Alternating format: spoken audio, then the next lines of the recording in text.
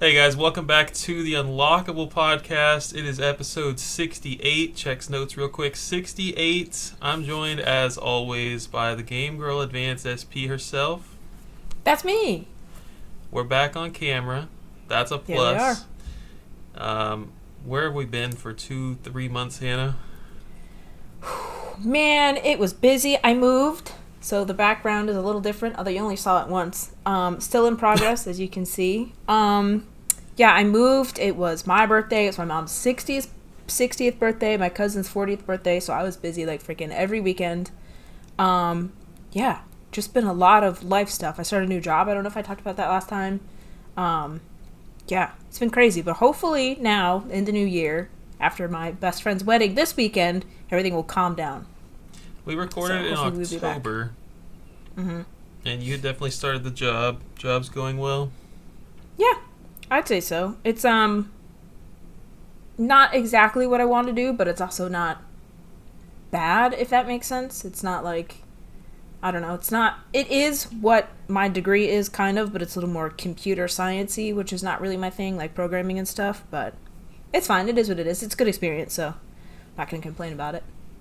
Luckily, it hasn't been, 3 months since we've last spoken. Right. Because we've been playing games together, which I guess we'll save for the end to talk about. I'm so excited. So excited. So we recorded in October. We did our episode. I don't even think it was Halloween related, but it was the month of October. And it was. We did House of the Dead remake. That was a long time ago. Oh, dang. Yeah. Wow. Forgot. It was obviously a really great game.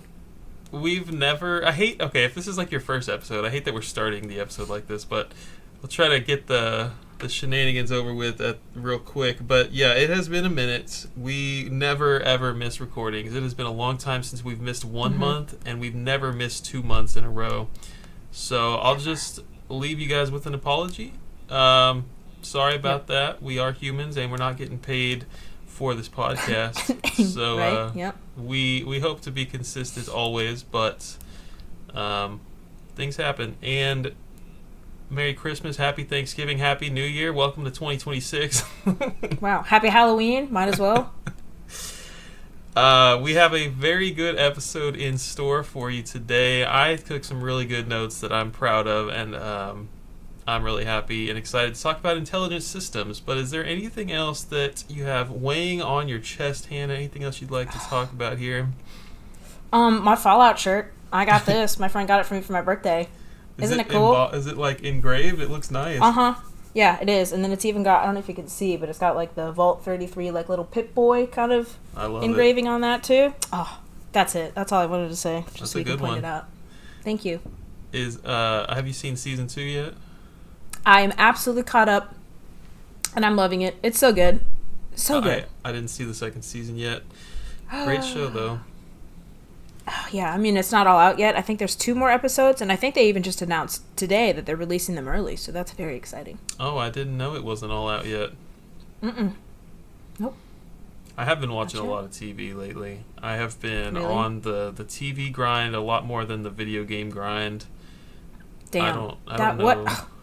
Who is 2026 Christian? Weird. What happened? Yeah. I just like everyone else, I had a bunch of time off at the end of the year, and I played a lot of video games, and I think I just need a minute to not play video games. But yikes. I've been playing a little bit. That's crazy.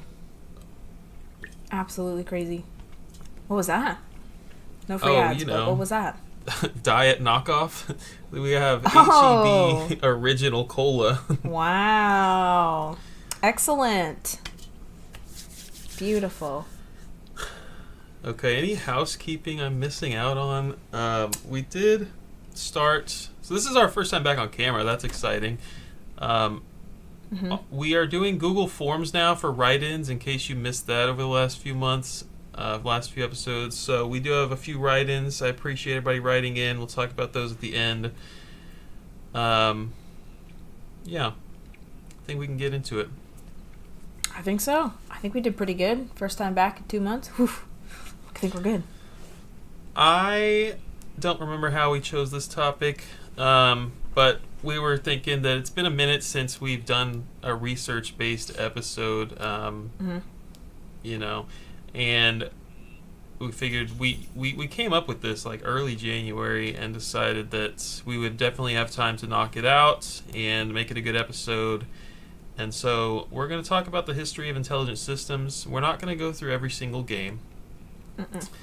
But we are going to cover like all their series that they do. I did a bunch of research on the founding of the company, which is not easy to find. And we are going to talk about their series that they do and some weird spin-off, like weird one-off games that they have done over the years. And I'm excited. But let me kick us off here with the founding. We'll kind of go in chronological order here. But I started with a website I found, nintendo-online.de, which I think might be like Dutch or something. Denmark? Maybe, yeah. This website has they like did a bunch of research on, this is from 2014, the person who wrote the article was Tobias Schmitz. They did a bunch of research on the founding of intelligent systems because it's not just readily available. It's not on Wikipedia, and it's like if you go to the Fire Emblem wiki or whatever intelligent systems fandom, like it all says this company was started by one man, and it was a man that used to work at Nintendo or something like that. It's like it's wrong. It's just like straight up wrong. Huh. And so they think that like the one man that started it was like an R&D1 employee, Nintendo R&D1 guy who left and then started his own company. But rather, Nintendo was actively seeking help for work in the early 80s. They didn't have enough staff to like put out all the product that they wanted to put out. And so they were looking to other companies for help with their first-party titles. And so if you are a developer working on a first-party published game, my understanding is that makes you a second-party developer for Nintendo. Huh. Okay. And so the big four that they were commissioning in this era was HAL Labs. We all know they made Kirby, and they made Kid Icarus, and a whole bunch of other stuff. They were commissioning a company called Pax Softnica, SRD, which is System Research and Development, and then, of course, Intelligent Systems. Those were the four.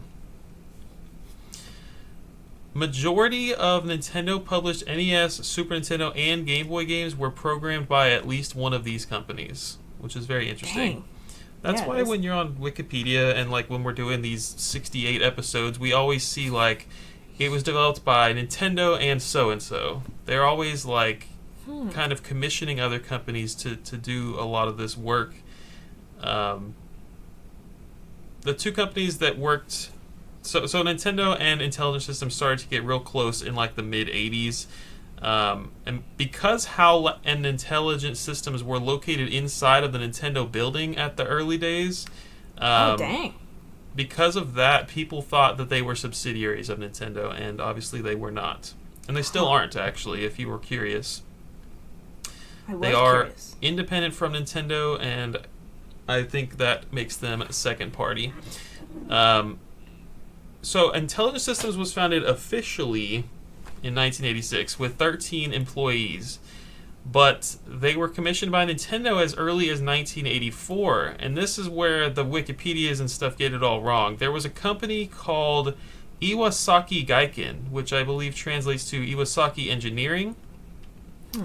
And people discovered from the credits of the Famicom game Soccer that there was some overlap there. So like no one really knew what Iwasaki Gaiken was. There was no connection to Intelligent Systems until people started looking at the credits more closely for this Famicom Soccer, and they started seeing overlap with like people who worked for Intelligent Systems later and people who worked at Iwasaki Gaiken then. And then there was also the fact that Nintendo made Donkey Kong arcade with another company called Ikegami Sushiniki.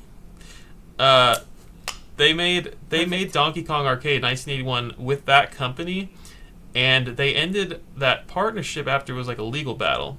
Why is that relevant? Because Iwasaki would have to... I'm sorry.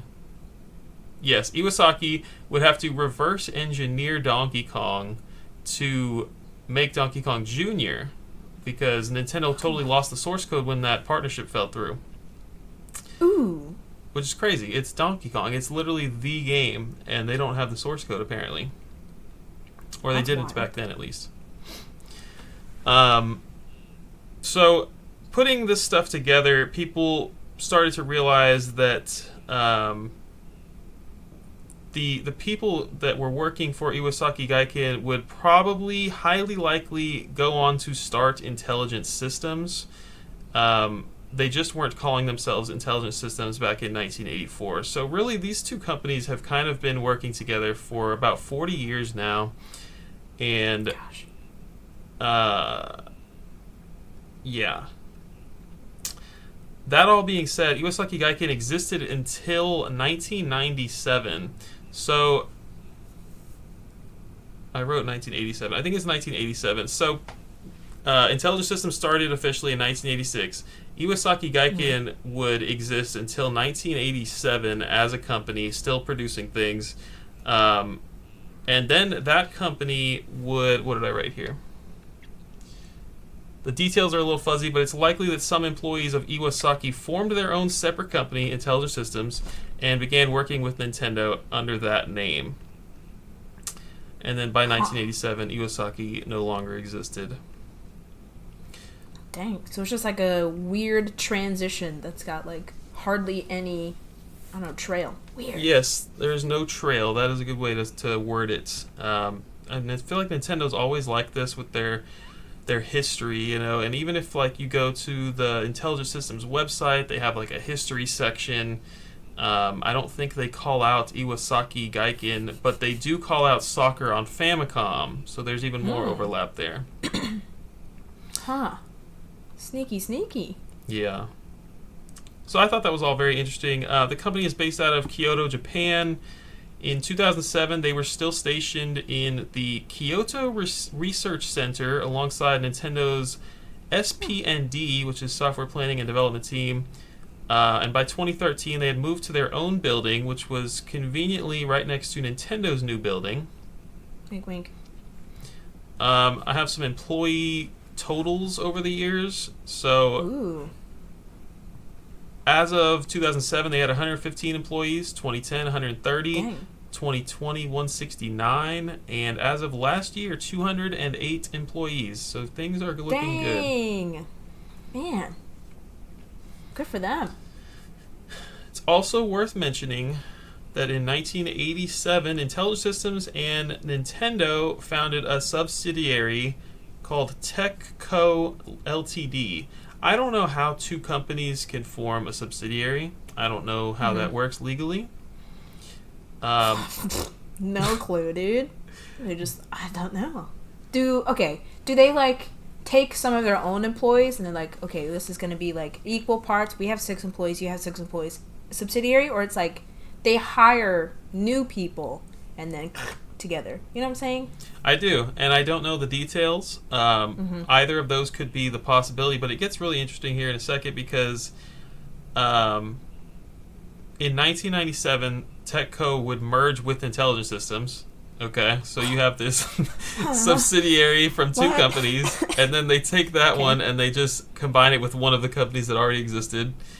So all 60 TechCo Ltd employees would join Intelligent Systems at that point.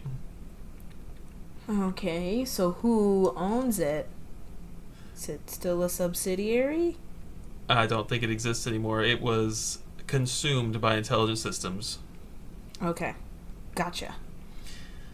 And the last big thing I want to talk about here in their early days is Intelligent Systems was really known more for its work on development tools and dev kits, not so much, and consoles, so not so much its games in the early days. That would obviously change when Famicom Wars and Fire Emblem come out, which we're going to get to, but Intelligent Systems produced several dev kits and dev tools for almost every single Nintendo console to date. Really? Even today, they are still making Switch and Switch 2 dev kits, I believe. Interesting. Dang, they're multifaceted over there. Yeah, they are. Every console and handheld, it seems, from NES to 3DS, except for the GameCube. They didn't have anything to do with dev kits for the GameCube, apparently. They're like, nah, we're out. Sorry. And this definitely seems like lesser known knowledge. People love to talk about intelligent systems for Fire Emblem and WarioWare, but they were big on the hardware scene as well. Dang. One of the tools they show off in the article was a Game Boy Color emulator. That's pretty cool. And another example of hardware that they made was the Game Boy Wide Boy, which is...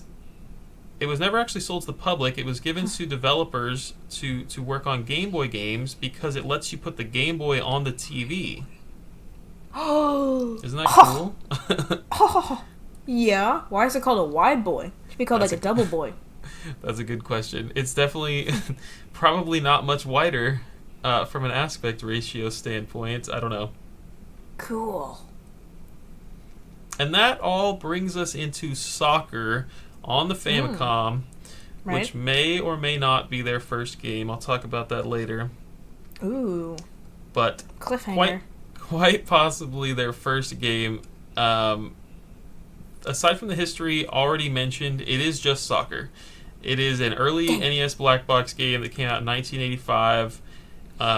It would eventually get a Famicom Disk System release in 1986. It has single-player, two-player versus, and there are 7 teams to pick from. You got U.S., Great Britain, Japan, Spain, West Germany, Brazil, and France. And that is all the talking I'm going to do. It is your turn to tell us about your first game. Nothing more on soccer? I mean, what color's the ball? Just kidding. Okay, so the first game that I have here is Famicom Wars. It is the first of the Advance Wars series, so that the whole Wars series, which I didn't realize how in-depth it is. I've only seen like Advance Wars on like the Game Boy Advance, and it's so interesting because they're so like cute and like animated and like cute little animation style, whereas like the cover for these ones is like just military men like posing for a picture. Look like they're gonna do like a hoorah, you know what I'm saying? Like all in line, standing all tough and mighty. Anyway, it was a joint development between Nintendo R&D 1, not to be confused with R&D 2, and Intelligent Systems. Published by Nintendo, came out in Japan in August of 1988, and it did not come out in the US. Like I said, it's the first Wars, or its first game in the Wars series, which, like I said, includes Advance Wars. It's a very traditional strategy game. It's top-down. You can either control the red team or the blue team, and then you battle them to win on 15 different maps. And this one you buy your resources like soldiers and tanks, and you position them strategically on like grid-like map, like all their strategic RPGs. You buy your resources, and you just use them as smartly as you can, and try to take your enemies' landmarks.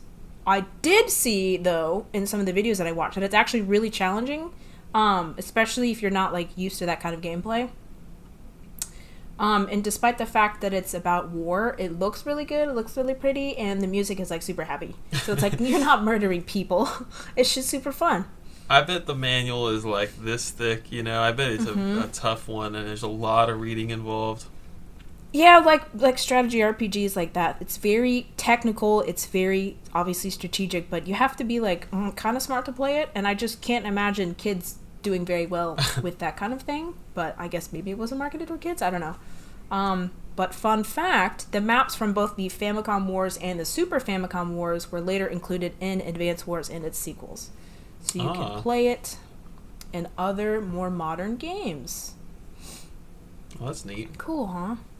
I didn't know, so I knew Advance Wars. I did not know about Famicom Wars. Obviously, because it didn't come over here, so it makes sense. But interesting that they're part of the same series. I don't think they're interconnected at all. Obviously, it's just like a Wars simulator, but interesting. So, what was the year? 1988. Wow. I always thought the series started on Game Boy, but I guess Famicom would not make sense. Famicom Wars. Famicom Wars. Yeah, very cool. Very cool. Will I play it? No. No, I won't. But it's cool to look at. So that was 1998. Oh my gosh, and then it's also me. Yeah. Yeah, and then what year did we get our next game? In 1990. So the next one is, take a stab at it. A stab? It's Fire Emblem. Yeah. Ha ha ha ha. With my Blade of Light? Mm-hmm. Shadow Dragon and the Blade of Light. You like that one? It is the first installment in the Fire Emblem series. It's referred to, honestly, just as Fire Emblem, because nobody wants to say Shadow Dragon and the Blade of Light. Again, it is a joint development by R&D1 and Intelligent Systems, produced by the man himself, Gunpei Yokoi, who, everybody knows him.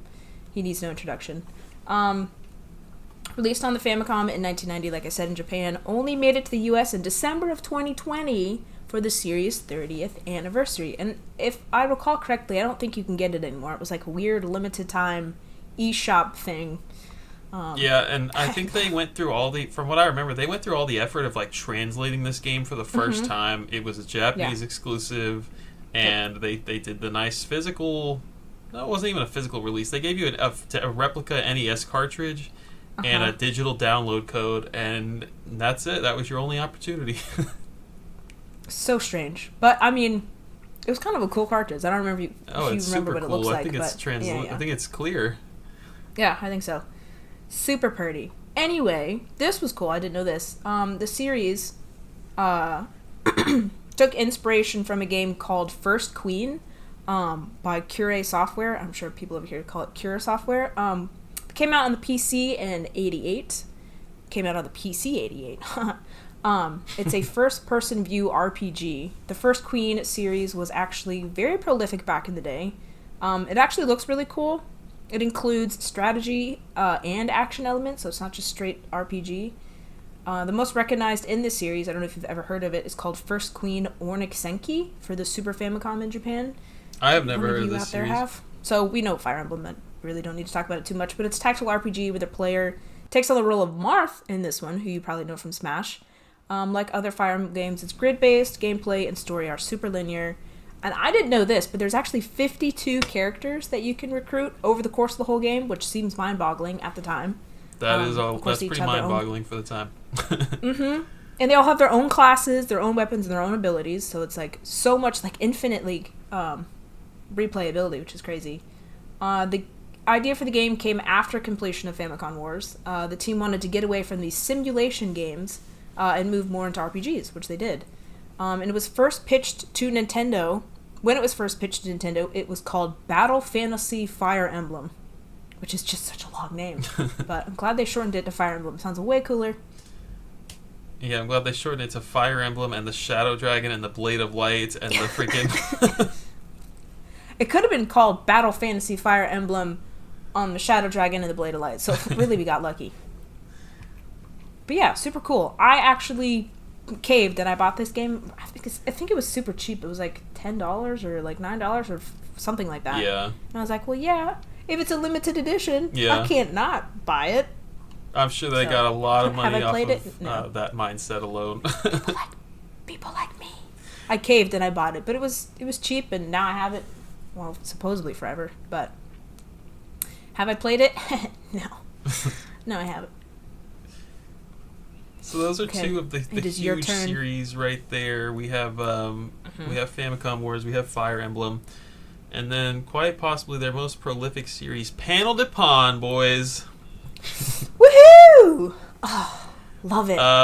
Love it. Yeah, we were both pretty excited to find out that this series was made by Intelligent Systems, because I didn't know that. Mm-hmm. Mm-hmm. And now we get to talk about it again. First game was 1995's Panel de Pon on the Super Famicom, which we Americans know as Tetris Attack. That was was one of my first Super Nintendo games. I played this game a lot. Released in 1996 outside of Japan, the Tetris Company allowed Nintendo to use the title Tetris despite it having nothing to do with Tetris. This is a Nintendo published first party game that was developed by Intelligent Systems. In Japan, it's all like fantasy and fairies, and that's the theme. And this version was made to kind of, I guess, promote Yoshi's Island. So it's got a bunch of Yoshi's Island stuff going on. Cute. I'll take that. Basically, we've talked about Pokemon Puzzle League. This is the same series. If you don't know what it is basically a puzzle game where you switch blocks around to make rows or columns of matching blocks. It's not super hard to comprehend. It's easy to learn, but it is hard to master on the fast difficulties. Oh my god, yeah. I was playing freaking Pokemon Puzzle League literally last night. And oh my god, does it freaking wipe the floor with you in freaking, I don't know if it's hard mode or very hard mode, whatever it's called. Oh my god, like, it's crazy. I don't think it's humanly possible. I really don't. Once you get to, like, very hard, and I think there's even one after that, it's really freaking hard. It's crazy. So it was developed by Intelligent Systems, with like, it's not like a Nintendo and Intelligent Systems. This was just Intelligent Systems, but they did have Gunpei Yokoi overseeing the project as producer. My man. The Super Famicom release is full of fairies. I talked about that. The game would later get a Game Boy release, which is definitely a dumbed down version in 1996. I haven't played that one myself. And in 1998, the game will get a special version made for the Nintendo Satellaview, which was a service that could probably get its own podcast at some point. That would be cool. The series would get a few sequels with tie-ins, Pokemon, for example, on the N64, and Animal Crossing on 3DS. I didn't know about this one. What? You could only get this with the Welcome Amiibo expansion of Animal Crossing New Leaf, so it's probably lost to time. Dang it! Stupid. That's all I got for Panel de Pawn. Dang, what a prolific series. Love it. And that will certainly not be the only time we talk about it, so buckle up. Anyway, this is also one that I've talked about to death, so we're going to mention it again. It is Paper Mario for the Nintendo 64. Love it. Came out in North America in 2001. Miyamoto served as the producer and consultant on the project, so he was very into it. Was offered to Square initially after they made Super Mario RPG, but they passed because they were in the middle of making, throw to you, Final Fantasy VII. Good job. Oh, 7. yeah. Howlett Laboratory was initially hired to write the main story, but then the game was ultimately handed over to Intelligent Systems. It was initially going to be called Super Mario RPG 2, and was slated for release on the 64DD. Didn't know that. The game's art style took inspiration from Parappa the Rapper and Looney Tunes, so it got that cool cell animation kind of deal going on. The producer thought people might be tired of the computer-generated 3D graphics, so they decided to change it up, and they opted for a cuter, almost childlike style instead. And that is how Paper Mario was born. I would say it's fully childlike. And I love it. Fully childlike? Fully childlike. I don't think so. I think you're wrong. Totally wrong. But yeah, anyway, one of my favorite games of the series. I think it's the best, and I think other people would argue to the death of me that Thousand Year Door is the best, and they're liars, and they're wrong. It's definitely between those two. That's where the arguments love to take place, for sure. Yep, and then it, just did something so weird after that, unfortunately. Alright, good stuff. Paper Mario, I still have never played it. I've never played the first one. I do very much enjoy the Thousand Year Door, and I need to go back and experience. Play the first one. Yeah. It's on NSO. You have no excuse. I don't have an excuse anyway. Even if it wasn't on NSO, I think I have the loose cartridge. So God, what's wrong with you? Let's talk about WarioWare. I made a mistake when we made a mistake when we were making this outline. I thought that this series started with Intelligent Systems, but it was actually developed. The first game was made by Nintendo. Is it actually an Intelligent Systems series? I don't know if that counts because they've worked on every game except for the GBA one. But this, because they worked on every single one, and because I already took all these notes, we're going to talk about the GBA one anyway. Okay. And it's going to be interesting, and everybody's going to love it. Wait. So Okay, hold on. Well, here's another food for thought for you before you start. If they didn't make the first Super Mario RPG, right, and then the next one, Paper Mario, is going to be Super Mario. I mean, not Paper Mario. Yeah, Paper Mario? Is that what I said? Yeah. Oh my god. Well, the next one was supposed to be called, Super Mario RPG 2. Did they not technically make the Paper Mario series because they didn't technically make the first one that one was going to be a sequel to? I guess they renamed it, though. It's different. Okay, sure. Sure. Same logic, but okay. Keep going. I think anyway, Intelligent Systems has definitely had a hand in every single game in the WarioWare series, which should make them at least partial owners of WarioWare. Okay, take that. In a theoretical stance, but we are going to talk about the GBA one, and everyone's going to love it. So here we go. So there was this website, kikizo.com. I think it doesn't exist a whole lot anymore, but the archive of it is still out there. And luckily I found this interview from 2006 with 4 developers from the original game. They are not Intelligent Systems workers. They are Nintendo employees, but that's okay. It's interesting nonetheless. All right.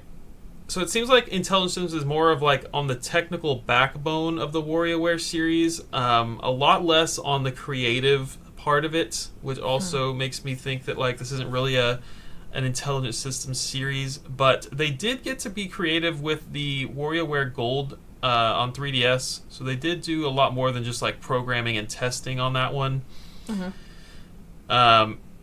If you haven't played it, WarioWare is just like an insane minigame compilation. Like 1 minute you are putting out a bomb, defusing a bomb, and then like the next second you are freaking picking Wario's nose as fast as possible. Like that's the kind of ADHD that this game is.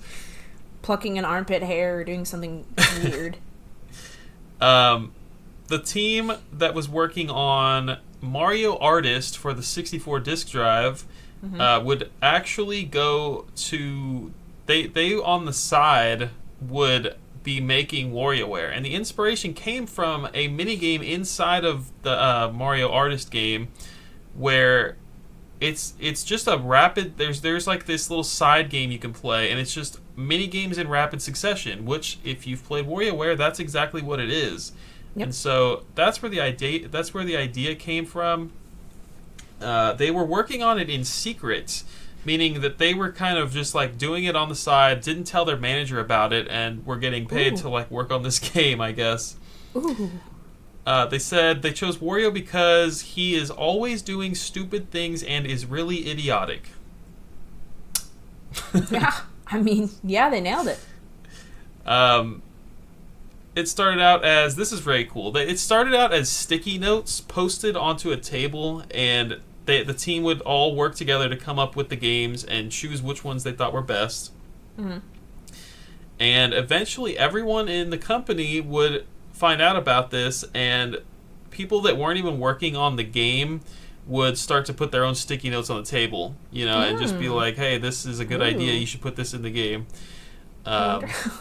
I wonder how many joke ones I got that were like, wait, no, actually that could work. Yeah. You know what I'm saying? Yeah, like picking Wario's nose. But like, there totally could have been like some Intelligent Systems employees that like walked into the room and thought of something, I don't know. Anything is possible. Yeah. That's cool. So the first game would release in 2003. And then Intelligent Systems would begin working on the series with the following title on the GameCube, which is Mega Party Games. And that's all I got. Well, I got a super exciting one over here for you that I have literally never heard about. It's called Pushmo. Have you heard of it? I don't know anything about Pushmo. Okay, well, it's also called Pull Blocks in the PAL region, so maybe you know that one. But anyway, it's a digital game available on the eShop for the 3DS. Of course, not anymore. RIP 3DS. The player must push and pull blocks to make platforms to reach the goals. It's like a platformer, but the blocks are arranged in like one giant block, and then like each part is a little cut out, so you can pull it or push it and then get to the top as you need. It's basically like a big playground. It's very cool. The game includes 250 plus levels, which is a lot. Heck yeah. Also included Pushmo Studio, where players could make their own stages and then share them via a QR code, so your pals could play them, which is also really cool. Which also the doesn't exist anymore. Mm-hmm. The game got several sequels: Crashmo for the 3DS, Pushmo World for the Wii U, and Stretchmo for the 3DS. So if you see a Mo in the title, it's probably among this series. Little fun fact for you, the little mascot for the game is called Mallow. I think that's how it's pronounced. And he appears in other games too. He's a spirit in Super Smash Bros. Ultimate. He appears as a costume in Super Mario Maker after beating the 100 Mario Challenge in Super Expert Mode, which sounds super daunting. And he also, speaking of WarioWare, the player could control him in one of the micro games in WarioWare Gold. So he is forever present. I've definitely heard of the series. Mm-hmm.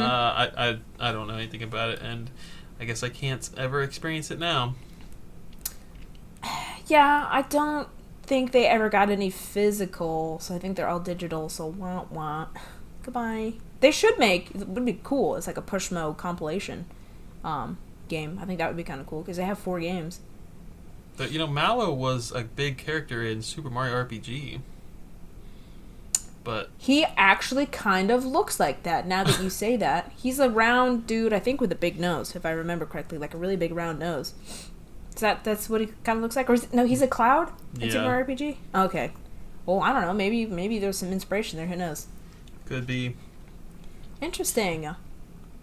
So those were the series that we picked that were kind of like Intelligent Systems series, kind of asterisk on WarioWare there, but those were the ones that we picked. And now we have like some other interesting ones that they have had a hand in to talk about as well. Mm-hmm. That was it for Pushmo, right? That was it. That's all I got. Push on. Devil World. Pushmo on. Devil World.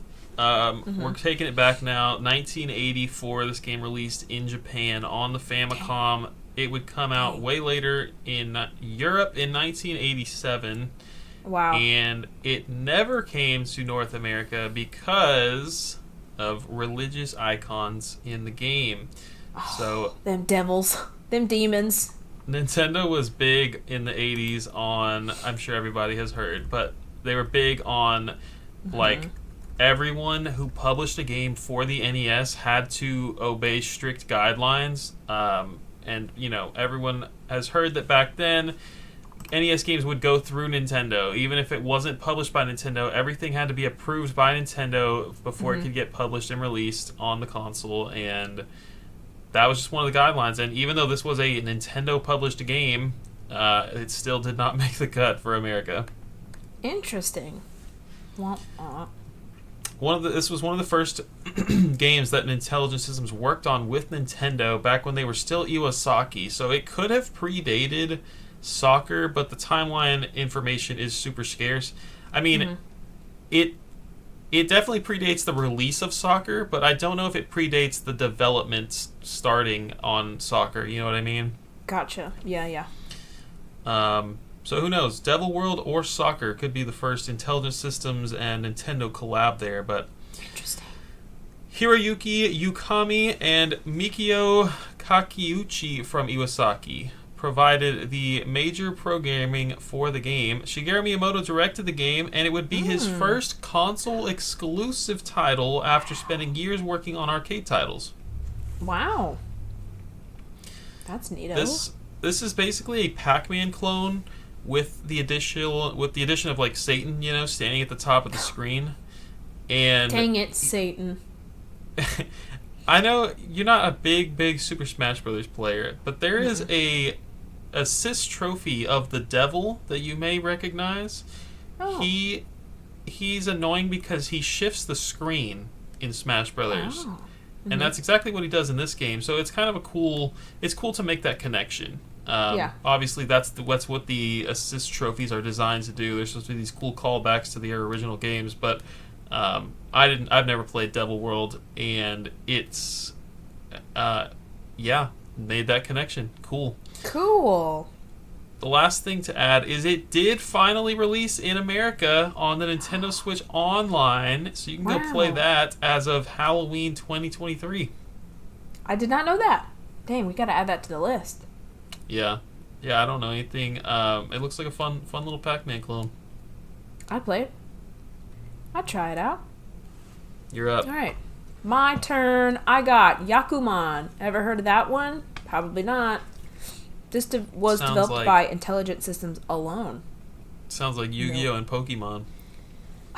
Wrong. It's a Japanese mahjong game. So you know those tiles that I would say older women play, for funsies? It's that. This was a launch title for the Game Boy in Japan, which I thought was fascinating. It was one of the first 4 games released for the system.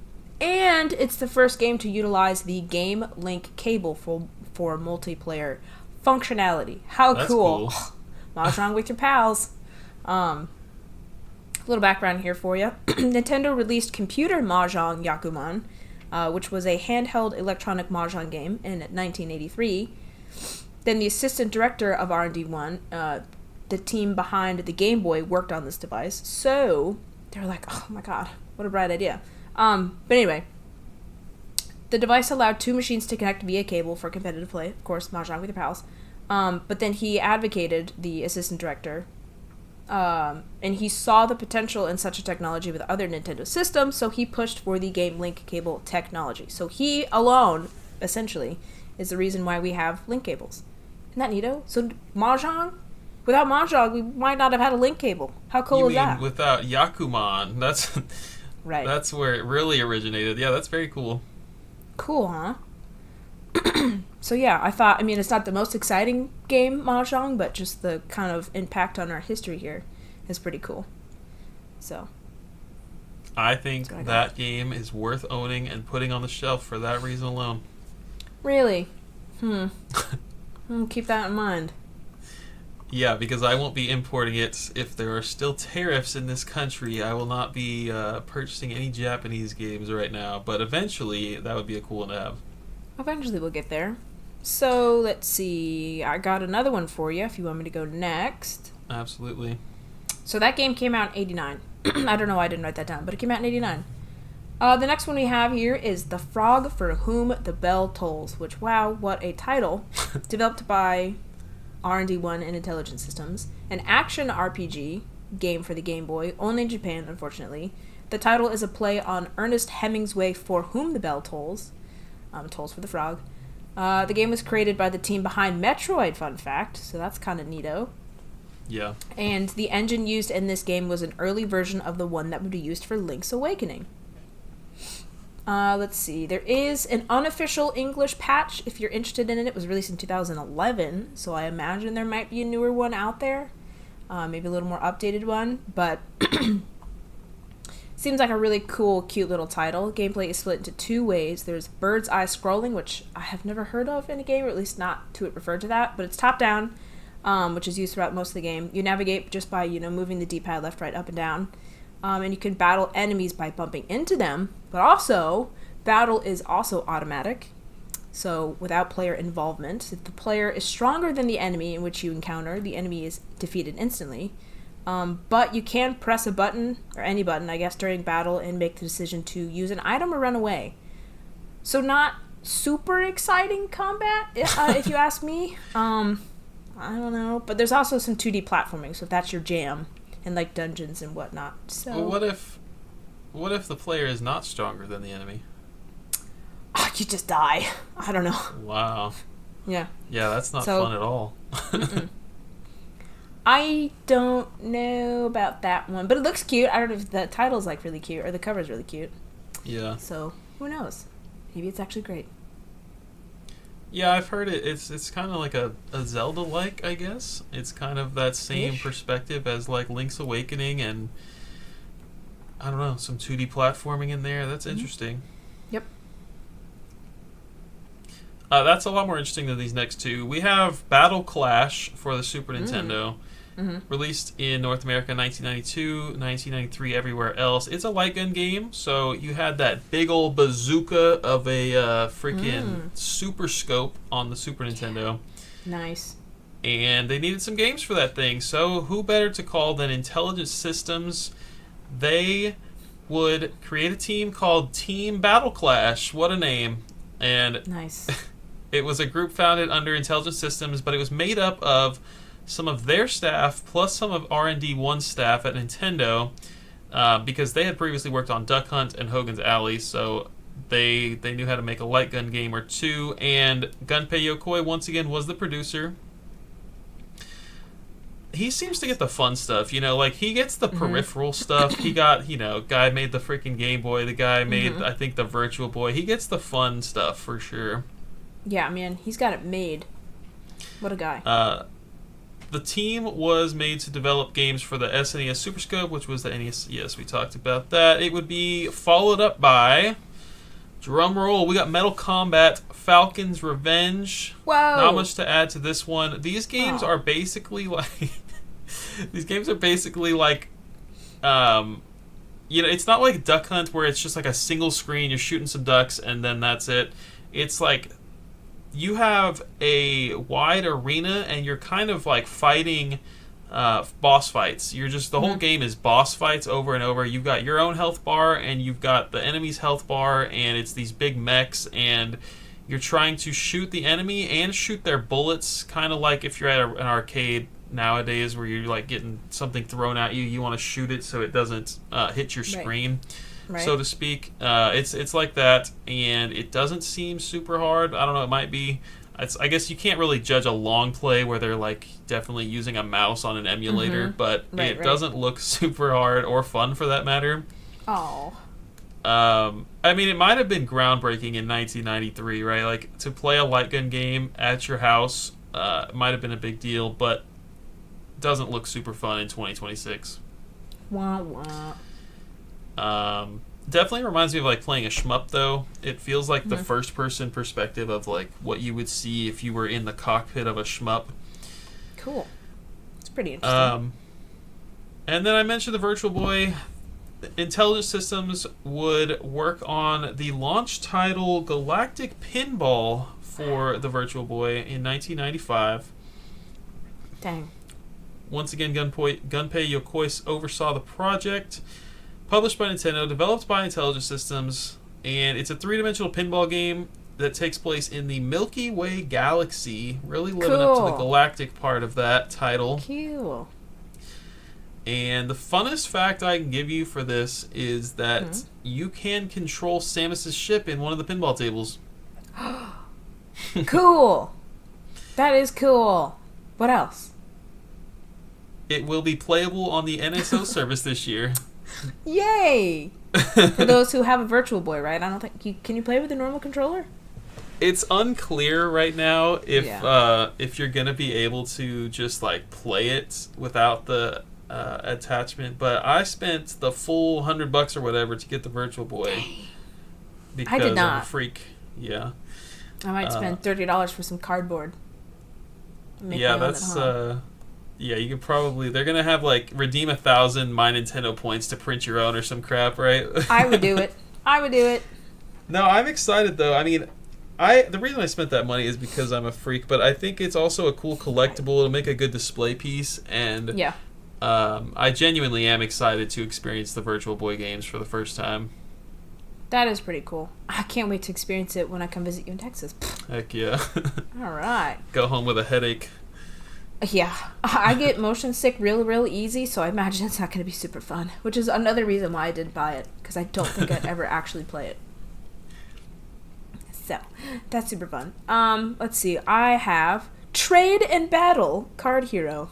Excellent name. Co-developed again by Intelligent Systems and Nintendo R&D1. It's a battle RPG card game on the Game Boy Color, only in Japan in 2000. Without going too in-depth into actual gameplay, because, like, it's a card game, so there's obviously a lot of strategy involved and, like, points and doodly-doo, whatever. It looked like, when I was watching gameplay, a mix between the Pokemon trading card game and Yu-Gi-Oh!, but, like, a little less complicated. If you're into freaking card games, I think you'd probably enjoy it. It looked kind of cool. You actually get to, like, attack with your monsters, turn-based, of course.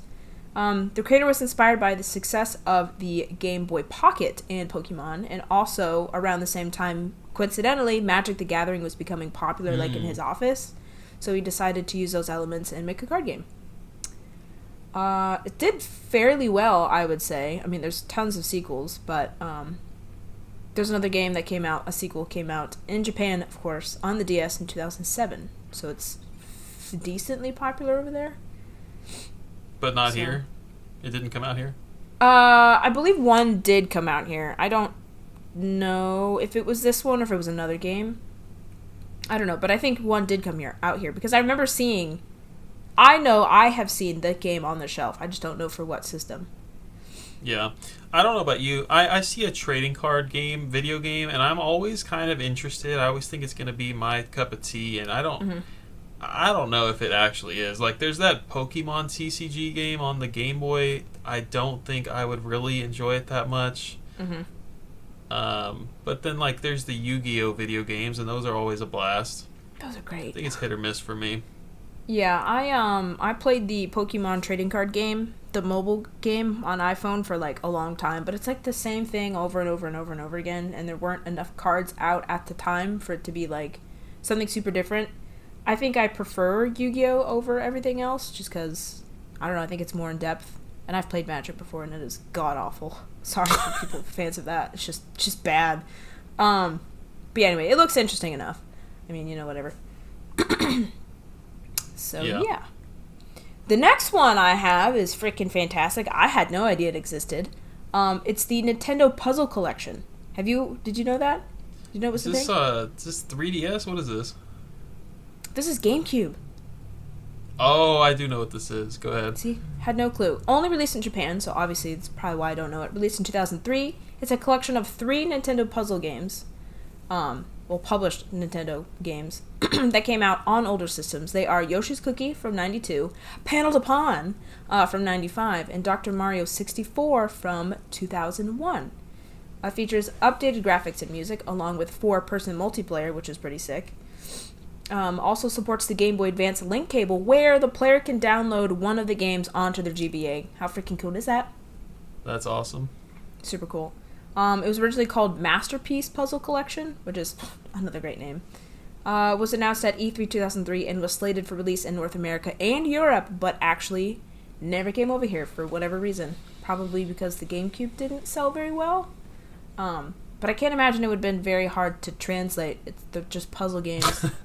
So, I don't really know, but I had no clue it existed. And apparently, actually, they added, this is just what Wikipedia said, so take this with a grain of salt, but they said they added Panel to Pawn specifically to cater towards the female audience. Now, I don't know what that means. Do only women like Panel to Pawn, or is it just because it's like a cute like anime girl that they used on the cover for Panel to Pawn? I don't know what that means. Do I only like Panel to Pawn because I'm a woman? You like Panel to Pawn. Crazy, yes, I do. It's like that. I know several listeners enjoy Panel to Pawn as well. I guess. Weird. I have a fun tidbit that you may or may not know, but the Panel de Pawn was... I accidentally stumbled upon this game yesterday when I was taking my notes, but the Panel de Pawn on this collection is... It's Pokemon. It's what Pokemon Puzzle League became. So the game was gonna release on N64. Maybe it did in Japan. It definitely didn't release here because it turned into Pokemon Puzzle League. So that's what that game is. I did not know that. I'm a woman, and I should know that, clearly. That's so neat. I had no clue it existed. Yeah. That would be a cool one to own for sure, and I don't think GameCubes are region free, so I wouldn't be able to play it, but it would be a cool one to have. You certainly would not. This one's kind of funny. Let's talk about face training. Are you familiar with Fumiko Inudo? Nope. Why would you be? This full title of this game is Face Training Facial Exercises to Strengthen and Relax from Fumiko Inudo. Wow. What a title. Developed by Intelligent Systems, published for the Nintendo DS by Nintendo. By the Nintendo? Wow. It was released in '07. It's a Japanese exclusive that came with a camera to plug into the bottom of the DS. It later got ported to DSi because the DSi had a camera built in, and that was in Europe. And Fumiko Inudo, because no one listening has ever heard of this woman, was a beauty expert, quote unquote, in Japan that came up with the act of, and I quote, facening, which was a series of exercises for your face to help keep you looking youthful. Wow. Okay, cool. It's just like sounds like the exact type of crap you would see on the Nintendo DS. It really does. Yep. That's awesome. And so basically, like, you know, right alongside my quit smoking trainer or whatever they had on the DS. That's so funny. So the game will like read the expressions you make with your face using the camera. There were like, you basically hold the DS sideways and it sees your facial expression. You can see it on the right screen, and then you try to mimic the expression on the left screen. I don't know if there's like a score for how well you do, or if it's just like it's just a training exercise. Super funny that this exists. Okay. Does it work? Am I gonna look younger? I mean, I'm sure it works. I'm sure the facening effect is real. Of course. There were over 15 exercises included. That's all I got for this one. I think that's a really funny one. That is fantastic. And you said that was like completely developed by them, or do they had help from somebody? That one, I believe, is just Intelligent Systems. Wow. Man, they got to have some fun that day, huh? For those couple of months developing that. Yeah, you know, it was probably a fun one to develop, for sure. Yeah.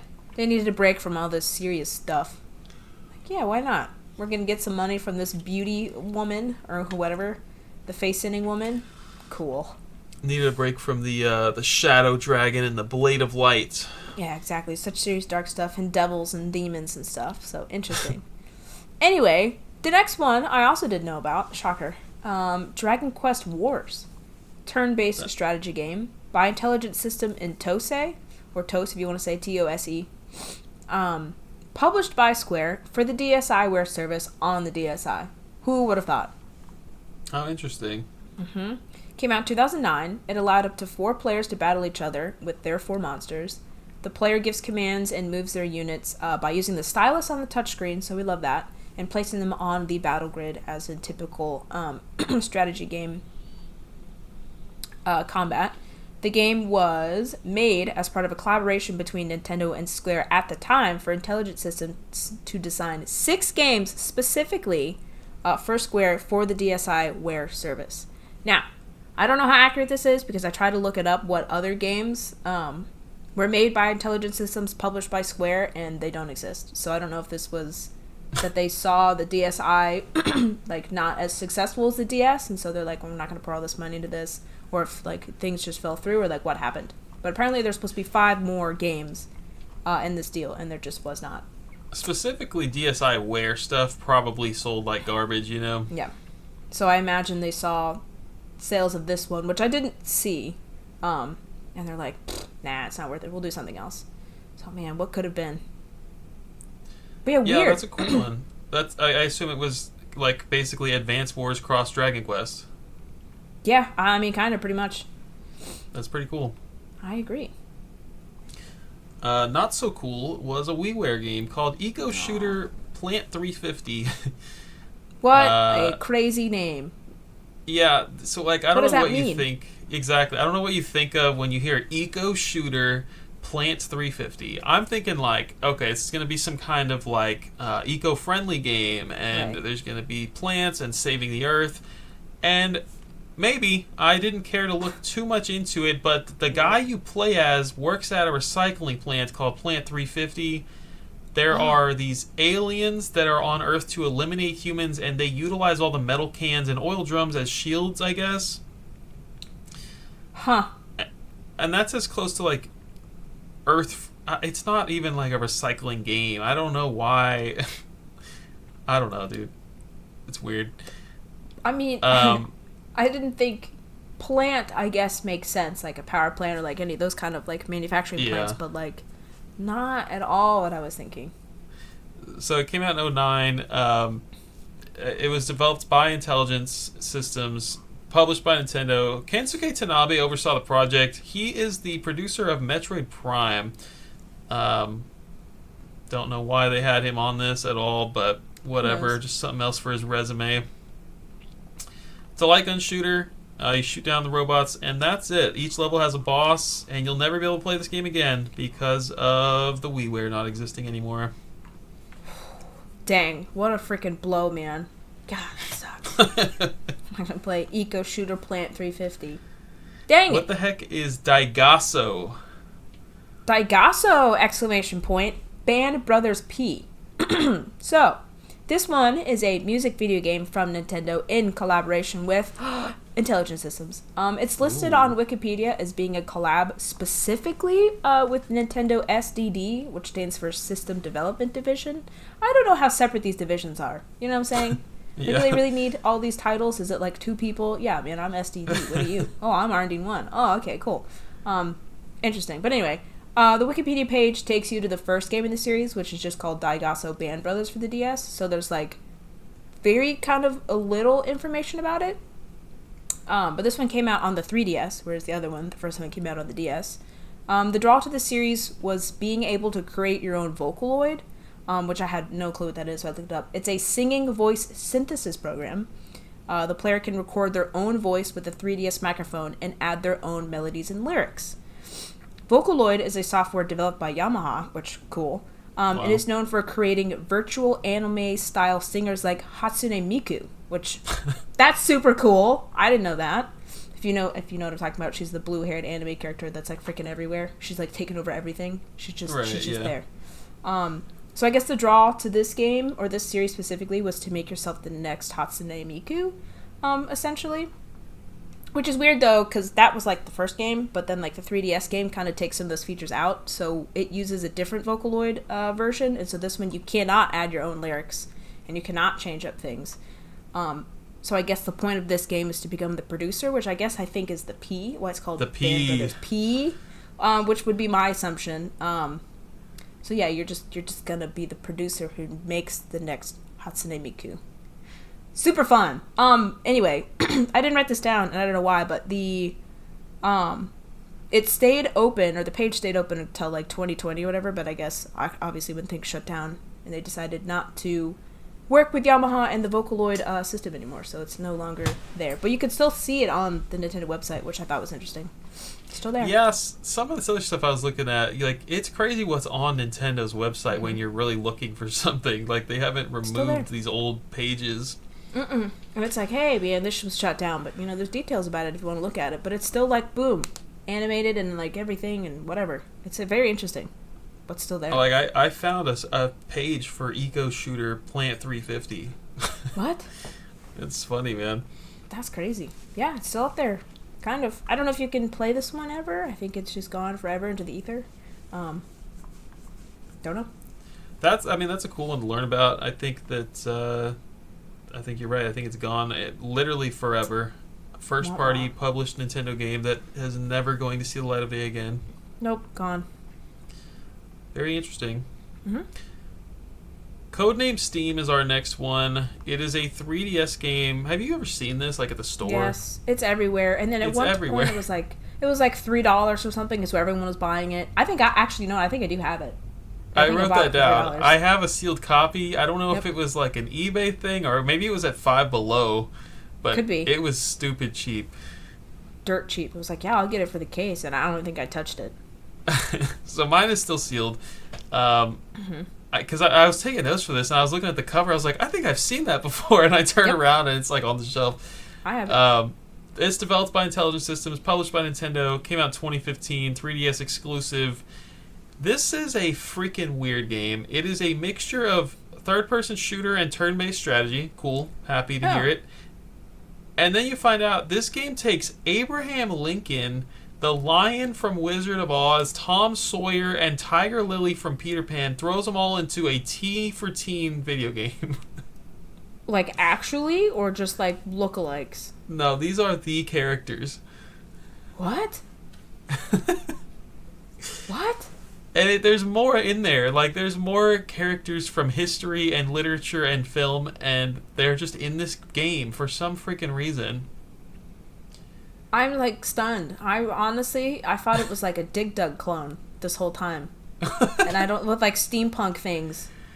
I feel like this era had multiple games with Steam in the title. Like, Steam World Heist or whatever came out around this time. It was Steam like, World there was Dig. a lot of things with Steam in the title, and it was confusing for me. But yes, this is a steampunk game, and the Steam in Codename Steam is an acronym that nobody cares about. What? You're blowing my mind right now. What am I hearing? I just don't understand. It's a comic book style story that's like being narrated and read to you as you play, which is cool. Specifically, Silver Age comics is what it's trying to mimic.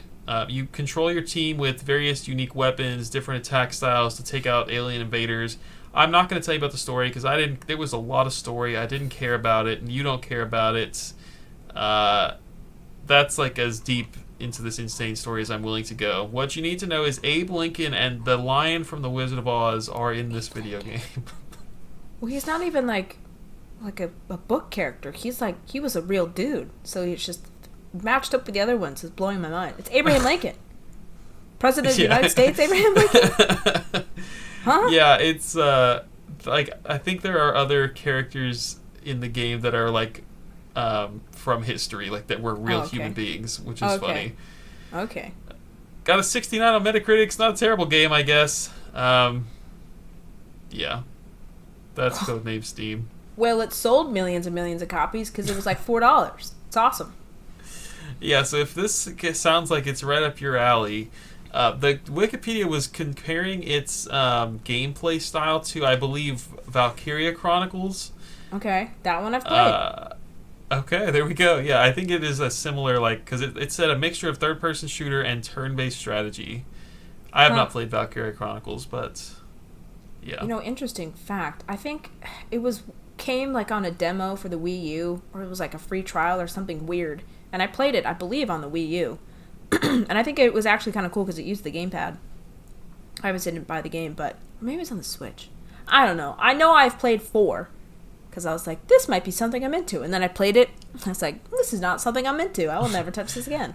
I thought you were talking about Codename Steam for a minute there. No. Valkyria Chronicles. It might have been on PS3 back in your PS3 days, because that game was everywhere. It might have been. I know I've played it because it's like anime characters with guns. It's like, how bad could that be? Yeah. Anyway, moving on, we have canceled games for you, which I thought was pretty cool. And actually, a lot of these have kind of a lot of information, so get ready to bear with me for a minute or two. Dragon Hopper sounds pretty sweet. Your first one here sounds pretty exciting. It is Dragon Hopper, which I accidentally spelled Dragon Hooper for the longest time. On accident, so I got some weird results. Also known as Jump Dragon. It's an action-adventure game planned for release in 1996 exclusively for the Virtual Boy. How cool would that have been? Ultimately shelved because of the poor reception of the Virtual Boy. Yikes. Players could control a young prince, Doran, as he embarks on a journey and rescues fairies and elemental spirits along the way. Fun! The game is top-down like Link's Awakening and Virtual Boy Warrior Land.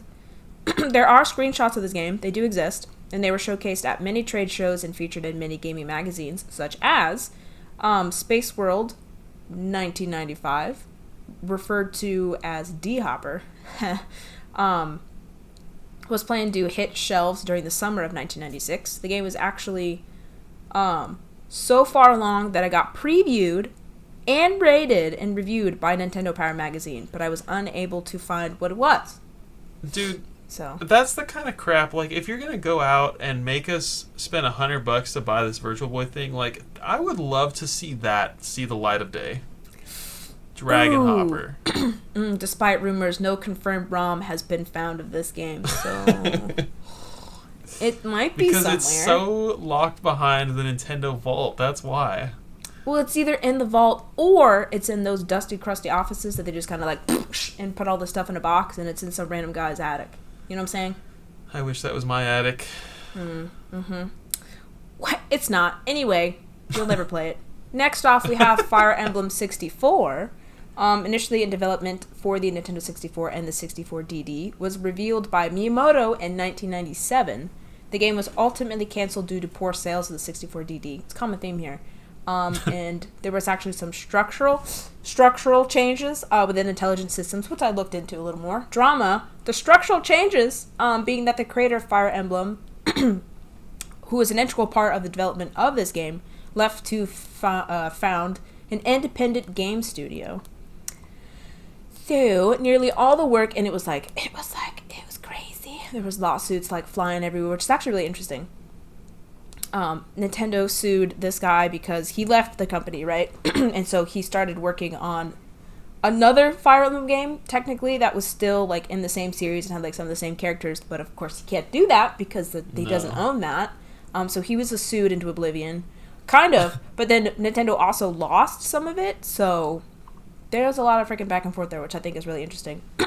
That sounds awesome. Anyway, only 2 characters survived the transition from Fire Emblem 64 to Blinding Blade, which was the game that was worked on after that, was released on the Game Boy Advance, was Roy, who we know, he's in Smash, so he survived, and Carol, but they also had significant rewrites and character design changes. So some of the assets, those characters were moved over, but basically everything was started over for Binding Blade, on the GBA. So that's pretty cool. That is cool. Another one, which I thought was super interesting, and I'm super sad that I didn't actually go through it, because it seems like it's right up my alley. It's an untitled Fire Emblem game.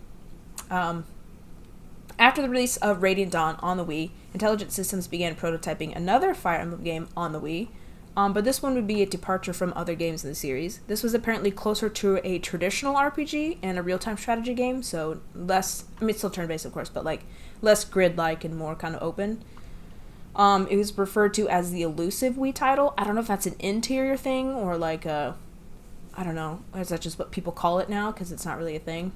I don't know, but elusive Wii title. Great name. Design concepts and art does exist for the game. One, and I kind of looked at it and wrote description down, so bear with me here. One is a far out shot of a city, zoomed all the way out. And in the foreground, you can see merchants and customers on like a mountainside kind of overlooking the sea and the town behind it. And in the background, you see a castle off the coast of the city connected by a long bridge. And then even behind that, in the far, far foreground, it's like a giant tree, like a giant world tree with a canopy and like vines and stuff hanging down. And you can see it off in the distance. Pretty cool looking. A few screenshots of the game do exist, of course, like I said. You can see a party of 3 characters in 3D models, all 3D, on the street looking at like, it looks like a back alley or like they're trying to do some shopping or like going to shops and exploring things. There's like townspeople and whatnot. There's another compelling screenshot that is of the same party, which is actually characters from, I think it's Path of Radiance. They just kind of used like the same character models. Obviously they would fix it later because it obviously wasn't very far in development. And they're getting ready to travel over to the next town, so they're like right at the gate of the town, and you can see 2 paths split off. There's like a foresty area to the right, and then if you go to the left, it's like you can go up a mountain and there's another town. So it seems like you could like freely explore those kind of areas outside, do some random encounters and stuff like that, which seems pretty freaking cool. I'm picturing Octopath. No, think 3D characters. Like, have you played Path of Radiance? No. Or Radiant Dawn. It's like 3D models. Like, you can move around in 3D space, which you, I guess, kind of do in Octopath Traveler, but it's not sprites. It's like actual 3D models. Yeah. Evidence for it being more open than the other Fire Emblem games is that they actually have, like, the layout of, like, the Wii controller. It's turned sideways.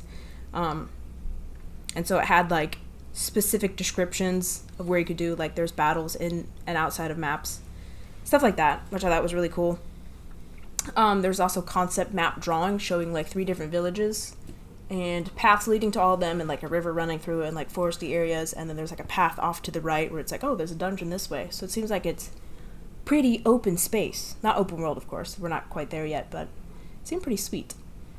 Let's see. The project most likely canceled due to poor sales of Radiant Dawn. Again, that's the theme here. Nintendo, I guess, just didn't see the benefit of putting a bunch of money into Fire Emblem.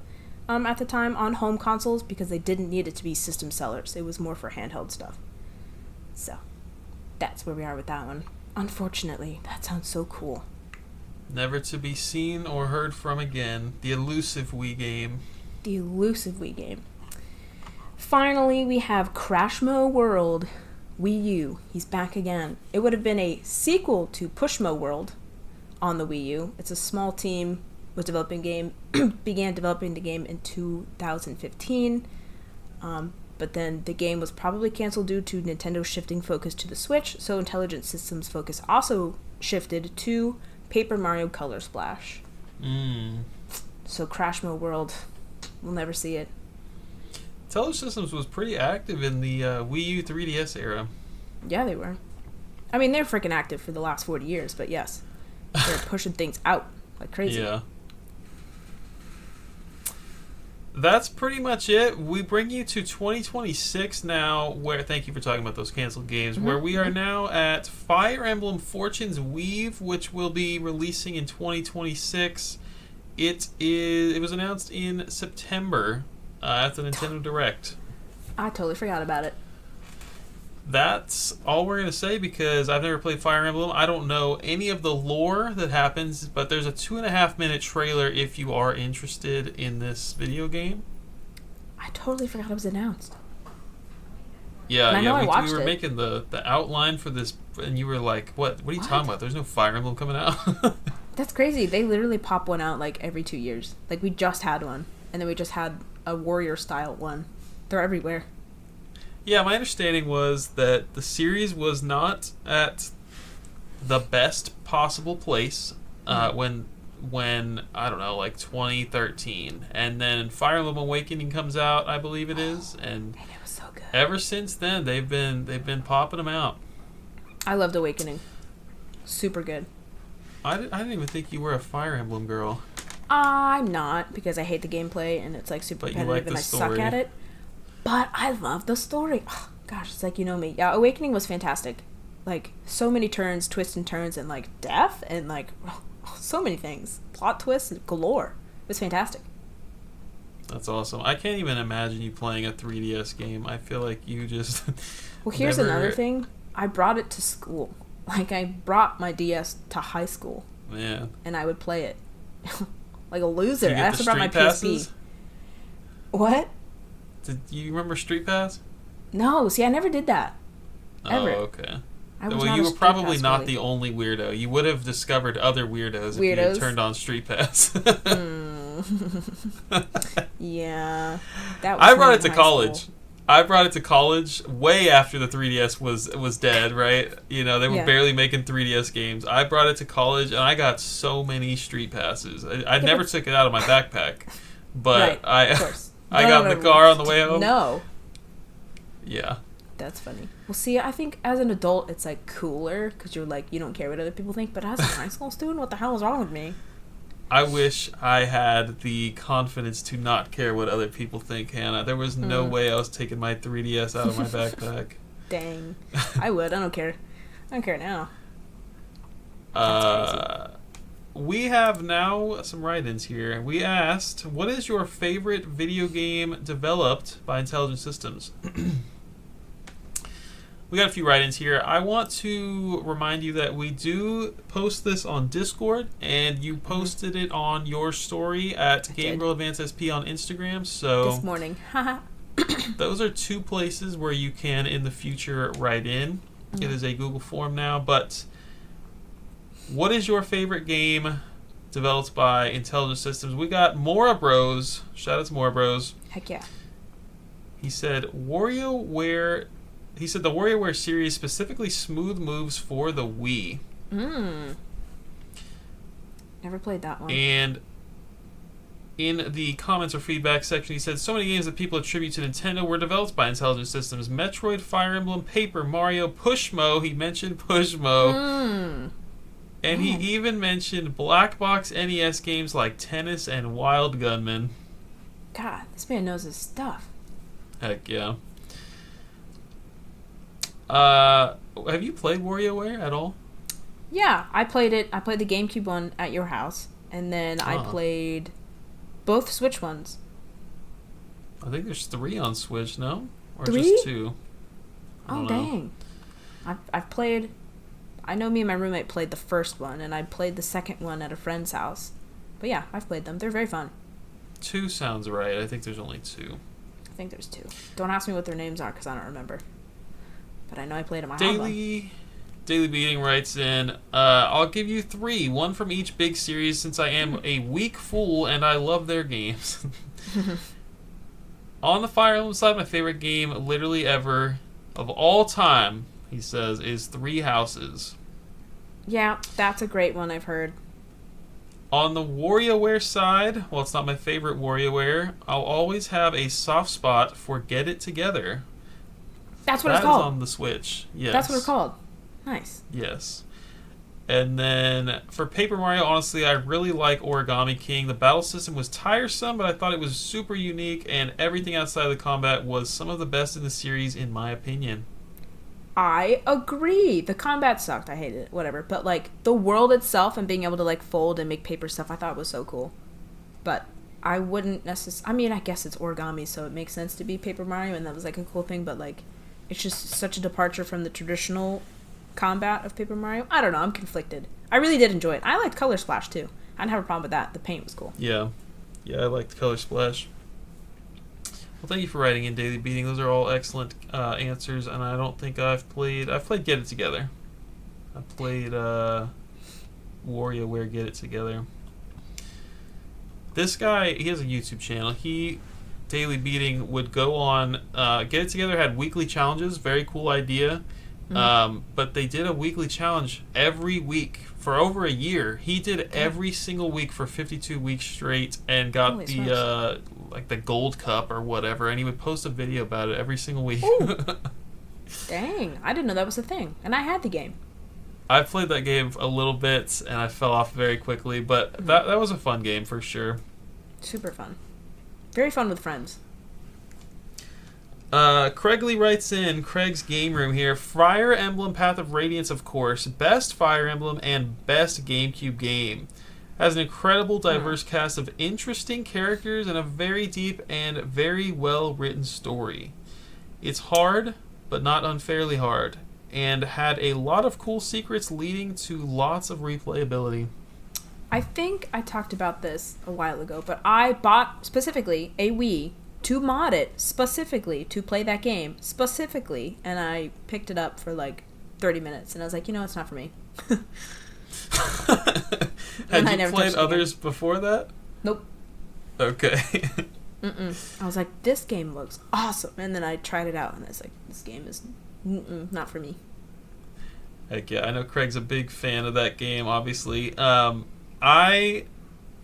So him and Daily Beating both got me to kind of like play the first half hour of Fire Emblem, one of the GBA ones, and I think I can get into it. I think it seems fun, and specifically I think the GBA ones are probably much shorter, easier for me to dive in and try out than the 80-hour whatever Path of Radiance is. Definitely.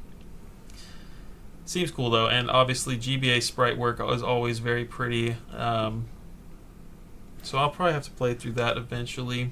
That'd be fun. I think you should. Thanks to those 3 of y'all for writing in. You guys are incredible. I appreciate it. Absolutely. And that's it. We're going to talk about news. So we got 3 months worth of news. I kind of just went through the Discord and was like, all right, what are some highlights over the last 3 months here? November, December. Yeah, literally 3 months. I have 4 bullet points. So I have 4 bullet points. Dang. Okay. I wonder if my bullet points are the same as your bullet points. They're not. Let's take turns. First up, Josh Ferris is stepping down from Limited Run Games. You hear about that? No. Yeah. I heard about that lawsuit. Ooh. Yeah. I don't know. There wasn't really a big reason given. It was like some BS reason, like I want to go pursue other things with my life. But no, he's leaving, and I don't know. That's kind of crazy. This is the company that he started with another guy, and now both of the original founders are leaving. Oh, did they say who they're leaving it to? Or is it just going to be like a board? They definitely, I think they said who the person they're going to give it to is. I don't remember, though. I think it's crazy. That is crazy. I had not heard that. Dang. It's probably a sinking ship, dude. With all the bad press that this company gets all the time, I don't know. I would not want to run that company in its current state. Which sucks because I believe in what they're doing is good. You know, preserving physical media, but like, yeah, they just get so much shit. It's crazy. I mean, they started out so strongly, and yeah, there's been a lot of negatives, but I agree. They have done some great things for physical media for digital-only games. Mm-hmm. But I feel like they kind of lost sight of the original goal there. Because they like money. Like every other giant company likes the money. I like money. I'm not a giant like money. company. Right. But they're a giant company, and they have a lot of money. Yeah. Anyway, let's see. What do I have here for you? I got Tamagotchi Life is getting its own direct on the 29th. So this Thursday. Weird. I didn't know that. I didn't think that game was big enough to get its own standalone direct, but here we are. Are you interested in that game? No. That's why it's so fascinating it gets its own direct. That is strange. I did not hear about that. Mm-hmm. New Joy-Con colors were announced. Oh, yeah! Oh, I was so close to buying those. Oh, they were $100. I don't like the gray, 90% gray, and then we get a little bit of color that's like barely visible. I know agree. It's like a meme at this point, but I don't know, man. I don't know if we're going to get... I'm sure at some point we will get some cool special edition ones or a different color besides gray, but as of now, you can get these purple and green ones, or you can get the... What, are the originals red and blue? I don't even know. Mm-hmm. Okay. Yeah, I also don't like that it's like 2% color, and then you can't even tell it's really colored when you plug it, or when you snap onto the system. I don't know, it's really weird how they did that, because they were so into colors and cool designs and whatever else for the other ones, so it's very strange. You know, if I needed another $100 pair of Joy-Cons, I'd definitely buy that combo. It doesn't look bad. Oh yeah, I mean the colors are fantastic, but I want more of it. Let's see what I have here for you. We got the Super Mario Galaxy movie got a new trailer in its own standalone direct, which rightfully so, right? It deserves its own. But we got new images of Yoshi, Baby Mario, and Luigi, and Toad. How cool. I notoriously don't like Galaxy because it makes me sick, but the trailer looked really good. I think that you can enjoy the movie without enjoying the game. I agree. But even as just like every 12-year-old that didn't grow up with a Wii. Hey, I'm a little better than a 12-year-old. Come on now. Dang. Yeah, I mean, it looks really great. I mean, the first one looks fantastic. I love that one. This one looks great. Yeah, looking forward to it. I didn't see the trailer. It was actually on during the football game yesterday, and I just didn't even pay attention. But looking forward to the movie. I don't need trailers. I'm not a trailer guy, even for games that I'm like anticipating. I just don't really care. But I am looking forward to it. You don't care? I'm not a trailer guy. I agree to some extent. Like, I enjoy the directs, obviously, because I like seeing a showcase and whatnot, but I, too, will not specifically seek out the trailer, because I feel like it's too spoilery.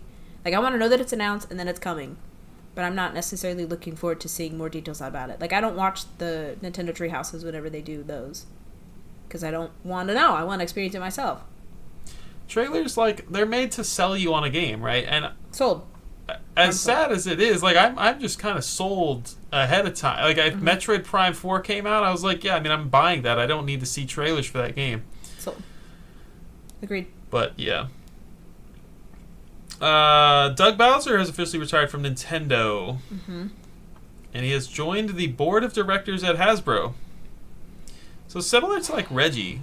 Like, Reggie stepped down, and then, he went to GameStop, like, on their board.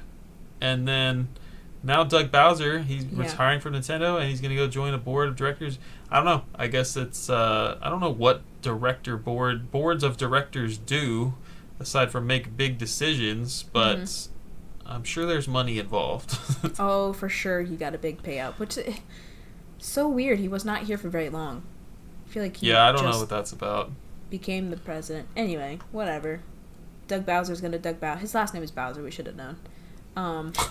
Anyway, I have information on the next Fable game. Have you ever played a Fable game? No, but I'm glad that you're excited for it. Tell me about it. I am. Well, apparently, now this one is super sad to most people. I don't care because I have not played the ones where this is important, but there's no dog companion. I guess the dog companion was really big in 2 and 3, so people are real sad about it. But you can walk into every building. There are over 1,000 NPCs, and there's more details like about the morale system, about like if you do bad things, how people will treat you, and if you do good things, you'll be rewarded, stuff like that. Very cool. I played the first one when I got the I don't know if it was Xbox 360 or the regular Xbox, the original Xbox.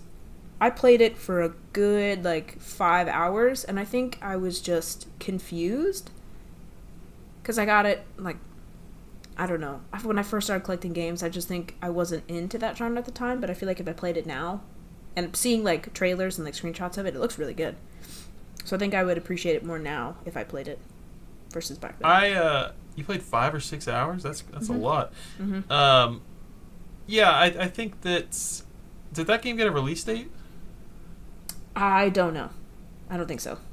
It's very cool that it's coming out at all because it was in development for so freaking long, and it was like rumors were going around. People were worried that like it's going to get canceled, and everything has been getting canceled. Studios being shut down left and right, and this one still exists, you know. And Yay. I think it's a big deal for people who were on the original Xbox, and I think that I'm happy to see it. I'm happy to see it for all the Fable fans.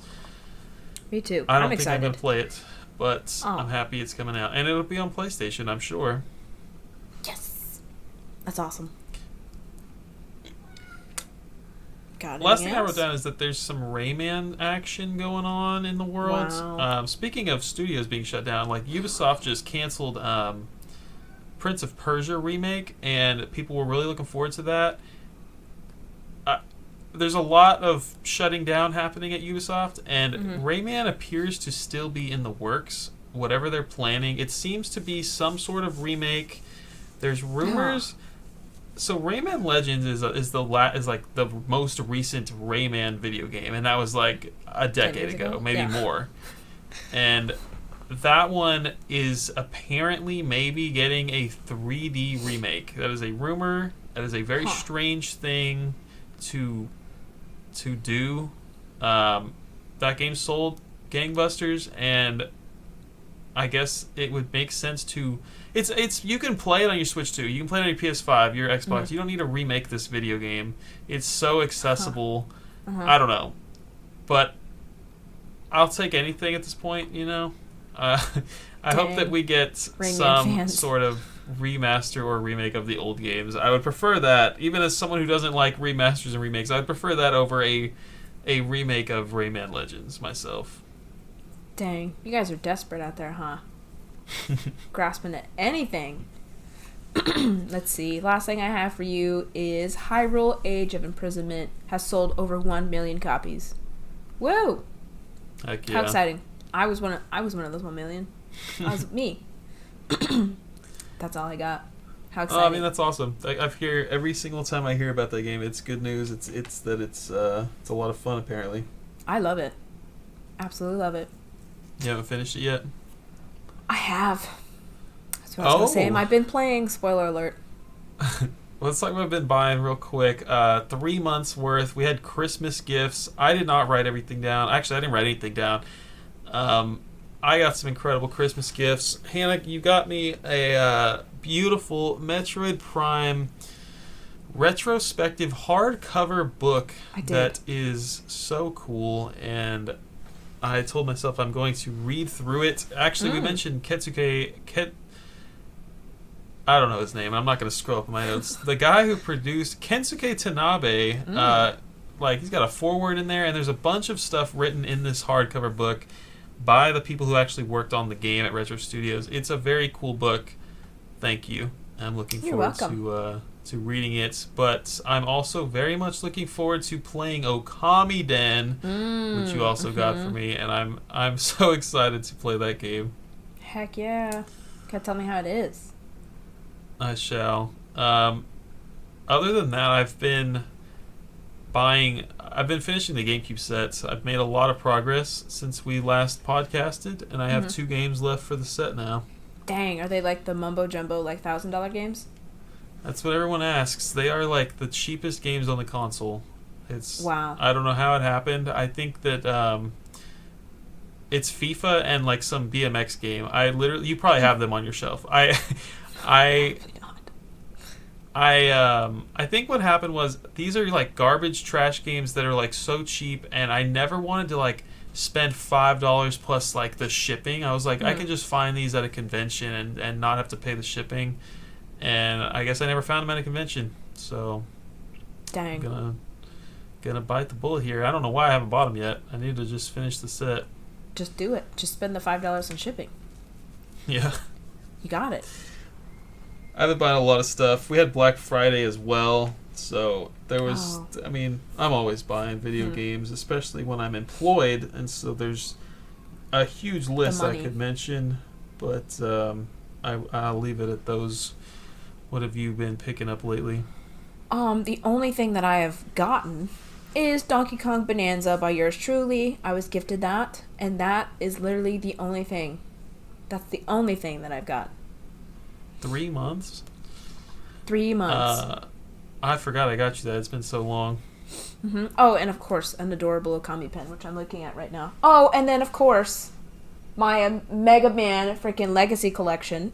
How could I forget? Just kidding, I didn't forget. I'm looking at it right now. He's so pretty and gold. He's next to all my other amiibos. So I got my Yoshi's Woolly World, the Poochie amiibo with the Chibi Robo amiibo, with the Mega Man one, the Link's, or oh my god, Twilight Princess HD, Yoshi's Woolly World, the Wii U one, and then Captain Toad Treasure Tractor. They're all right there. I love them. And man, they're the amiibos, or you have them like with the games? Oh, I have them with the games. They're in the boxes. They're in my okay. special amiibo spot. I wanted to put them in this little gap right here, but alas, there's no shelves there right now. But yeah, he looks so good up there. So the only things that I've gotten were things that you've gifted me. Yeah, because you had a birthday and Christmas in the time we haven't recorded. I'm so lucky. It's gifts after gifts after gifts. So you said Legacy Collection. That's why I was confused. I think it's Anniversary Collection. What is it? It's Legacy Collection. Collection. It is Legacy. Home slice. You're right. I'm looking at it. That's right there. It's not to flatter myself here. It's the beautiful 3DS big box with the gold Mega Man amiibo. Oh, man. You know how many times I have just thought, well, if I just get a regular Mega Man one and I just paint it gold, who could tell? Who could tell? You know, nobody. But I don't have to. He's right there. That is an evil thought to have. You could easily go put those who on would know? eBay. Nobody would know. I mean, not to gloat or anything, but like, how nice is the amiibo that I painted you? Could you even tell that I painted it? No. No. That's what I'm saying. I love my Toon Link and my Bird Dog amiibo. I could do it. Heck yeah. Okay. Been playing, I guess, Clair Obscur. I started Clair Obscur. That's the big one. Oh, yeah. And nice. I started that over the holiday break, thanks, like between Christmas and New Year. And I was like, heck yeah, I'm going to knock this out. And then when January 22nd comes around and everybody's playing Final Fantasy VII Remake, I'll be ready to play that with everybody, but on the PlayStation. And that didn't happen. I finished Act 1 of Clair Obscur, and like I said, I've just been watching a lot of TV, haven't been playing a lot of games. It is a fantastic game. And guess what? The game of the year is very good. Surprising. Damn, who would have thought?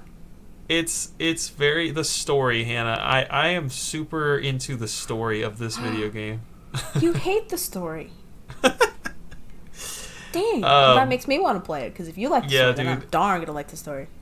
And it's got my guy, Charlie Cox, who's like the voice actor of, the guy from Daredevil. And just a lot of really great acting, and the story is very unique and interesting. I finished Act 1, and there's 3 acts, I think. And I haven't really played much since then. But, not because I'm not enjoying it. It is fantastic, and Final Fantasy VII Remake's just going to have to wait. Is it RPG or action-adventure? Or both? It's RPG. It's basically... it's turn-based RPG, but it's like Mario and Luigi. So there's stuff to do during the turns. Yeah. Yeah. I'm just kidding. I could probably do it. I mean, do what you want. It doesn't matter to me. That's it? That's all you've been playing? I've been playing Kirby Air Riders on the Nintendo Switch 2. And it's amazing, isn't it? The online is trash. The single player is pretty great. Don't what me. The online is such garbage, dude. I will never play that game online again. Why? Every Nintendo game has the same problem online, at least with friends. Okay, you play online with randoms, you're having a great time. Yeah. Then you play with friends, and it's like, hey guys, let's go play with randoms with our friends online. And Nintendo's like, yeah, right, buddy, you're never gonna do that. And so it's just like you play the same 4 people, and you play these stupid matches that are like, there's just no gold. There's just like, yeah, let's play City Trial, which is just 6 minutes of just getting stats built up, and then it's like, let's play a 30-second mini game. City Trial's the best. City Trial is awesome, but you can't play it for very long with the same 4 people. It's just, I hate Nintendo. I'm sounding super negative. The game is great.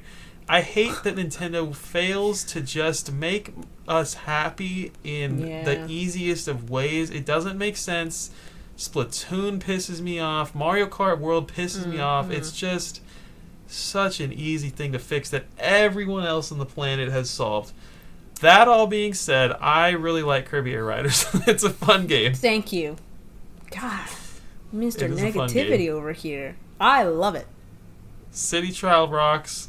Yep. And the single player is, my friend Daily Beating has described it as TikTok the game, and that's exactly what it is. It is basically rapid. Have you played single player? Mm-mm. It's just this rapid succession of game modes, like all the game modes in the entire game. And you're playing against computers, obviously, but it's like, it gets challenging, and it's just a rapid fire, keeping you occupied the whole time. You go from level to level, doing so many different things that it's super interesting and fun. And I would definitely recommend the game. Maybe not $70 for the story, but like, it is a fun game for sure. No, I have not even checked out single player yet because I'm just so stuck in City Trial. I agree that you can't play it for very long. I think I only play it for maybe like an hour or 2 at a time. But City Trial is so much fun. You have to really get into like the checklist, which is interesting to me that you don't, because you're a trophy hunter like dude kind of. You like really like your achievements and shit. And that's what it is. You get a whole checklist and you got to check all the boxes off. I like it. I haven't played it in like a month, but I do like the stop shaking your freaking head. I like the freaking I forgot about the checklist. It's That's the best part. And you know what? You can complete the checklist online. I'll give them that, even when you're playing online with friends. So that's cool. Yes. Say more. Just kidding. What else? It's a great game. I don't know what to tell you. Thank you. What else? That's it? No, I mean, go talk about something, because I've been talking a lot. Okay, so, we said it earlier, but I finished Age of Imprisonment. It was fantastic. The amount of story and the cutscenes and the voice acted things, it looked exactly like Breath of the Wild in Tears of the Kingdom. And it fit so flawlessly into that story versus the other one, Age of Calamity, which like set its own timeline and like just really pissed everybody off, despite me like the story, you know. This one was fantastic. It added other things because obviously it needed to have like an extra like element, so you didn't know exactly what was going to happen. But I thought they did it fantastic. I thought it was incorporated incredibly, and it actually made sense with like the events of Tears of the Kingdom, without giving too much away because I don't want to. But we all know how it ends because we all know how Tears of the Kingdom begins. But super cool. Loved every second of it. Isn't it non-canon? No, this one is canon. Oh, I didn't know that. Mm-hmm. This one is absolutely completely canon, whereas Age of Calamity is not. I mean, it is, but it branches off into its own timeline. So it's like Breath of the Wild, Tears of the Kingdom, and then whack, Age of Calamity goes that way. Loved it. So many other things open up after you beat the game. Like, it shows you the map, and the map is like divided into like sections or whatever that you have to like beat the enemies and diddly do, like all the Warriors games are. But like so many things, so many. I don't even feel like I finished half of what there is available, because it doesn't make you do all of like the missions and the side quests and whatnot. You just kind of have to like complete the story, not in any order, but like go to any battle that you want, and then there's like a big story quest that you do. Loved it. Would do it again. Let's see. I also finished Baldur's Gate 3. Finally, I played it for like 90 hours, and then I got near to the end, and I did that thing where I just quit because I don't want the story to end, and I knew some of my characters were certainly going to die. So I just put it away for a long time. And then we started playing Divinity, which we can talk about in a second, but then like you were busy one night, and I was like, I need a freaking RPG fix right now. And so I picked up Baldur's Gate 3 again, and I finished it by defeating the final boss, by doing something evil and doing some things, and then I completed the easy way. And if you've played the game, you're gonna know what I'm talking about. But there's supposedly so many different, I think there's 4 actual endings, but there's like, I think they said 1,200 or 12 craziness, like, or 1,700 like variations of what you could do, because you can obviously pick different characters and like flesh out their stories or not flesh out their stories, or like completely just not even find them like I did. Fantastic. All the endings excellent. I've been playing Gex Enter the Gecko a bunch. I bought that from Limited Run Games like 6 years ago, and it got here last year, I think in mid-year last year. Anyway, I've been playing the heck out of that. It is easier than I remembered, but also like way harder than I remembered. Like the beginning levels, super easy. I can get through those like that, right? And I know exactly what all the controllers are because I've played it a gajillion times. But the later levels I had never played because back then I didn't have the expansion pack for the Nintendo 64, so I had to start over every time I played, and I never made it there. Yeah, I never made it there.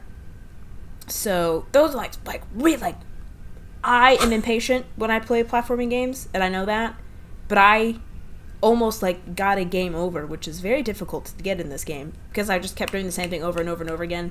And it's a Nintendo 64 game. It's an old game. So it's the camera's all wonkadoodle-doo, so I blame it on that. But really, it's just me being impatient. But it's actually very difficult, some of those. Well, that's good. I know. I mean, I think it's good. You don't want the cakewalk the whole time. Right, exactly. Which I was afraid that it was going to be. Because I was like, dude, I just beat like all 6 of these levels like back to back to back to back in like 15 minutes. Really? But anyway, gonna beat that hopefully soon. And then I was watching Fallout. And I really wanted to play the game, so I was going to play Fallout 4. I know we had talked about it earlier, but it took like 3 hours to download. So it's downloaded, but I haven't played it yet. So we'll see. Maybe next month you can tell us about it. That would be super freaking fun. Because the show is so good, and I like want to know more about that world. So I'm really, really, really eager to play. At least one of them. Oh, well, everything you just talked about, I would really like to play Age of Imprisonment. I think I am in on that. It's fantastic. And I don't even, like, the gameplay can get repetitive. I mean, you know the Warriors games, it's basically just a giant, it's like a hack and slash, right? Or like a, what are they called? Slash 'em ups or something? That's it. Yeah. So just enemies, hordes of enemies over and over and over and over and over again. And they do a really good job of switching up, like, the characters. So that's really nice. And, like, the combo moves and stuff you can do, that it's, I don't want to say bearable, it's pleasant in short bursts. That's what I've heard about this one specifically. Yeah. But definitely play it. It's really good. And especially just for the story itself, which I know you don't really care about, but it's excellent. I would like to care about it. Shut up, Hannah. And that's it. Let's talk about Metroid Prime 4 real quick. Okay. Literally since the last time we recorded, the game came out, and I played it and beat it. And crazy.